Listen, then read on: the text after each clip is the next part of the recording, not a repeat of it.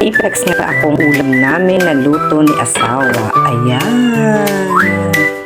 So, ito yung para siyang sardinas. Yan.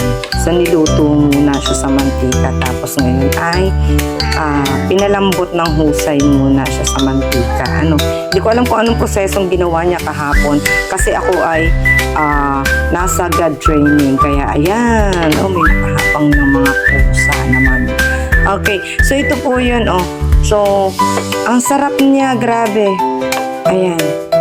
Diba? Yung isda. Uy, mamaya kayo. Tabi muna. Yung isda ay pinalambot niya dito. Kaya ultimo tinik. Masarap.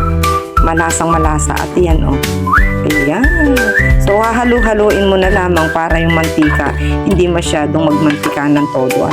At naandun sa pag nahalo-halo mo yun, labas na labas ang katas niya at ang lasa ng ulaw. Ayan. Kahit kaunti lang, malasang-malasa na. At dito pa lang ay masabaw na malasang malasa na yan. Yan. Yung kahit yung kaunting isda lamang.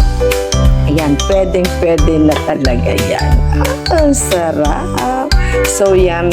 Para ang sabi ni asawa ay para siyang sardinas. Daig pa, mas masarap pa sa sardinas. Yan, kaya masasabi ko.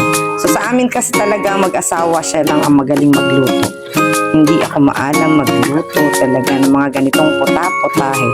Ayan, nalabog ko na tuloy lalo. Umalo na ako ng umalo. Okay, so ayan po. Ang sarap nga guys. Gayahin ninyo.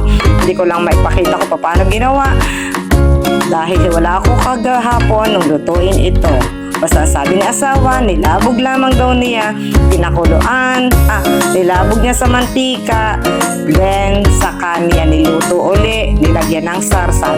Ang nito ay tomato sauce. Yan. May tomato sauce yan. Kaya masarap na masarap. Tapos merong ano ba tong dahon na to? Dahon ng ano ba tawag dito? Nalimutan ko na kainaman na. Yan, ito. Yan.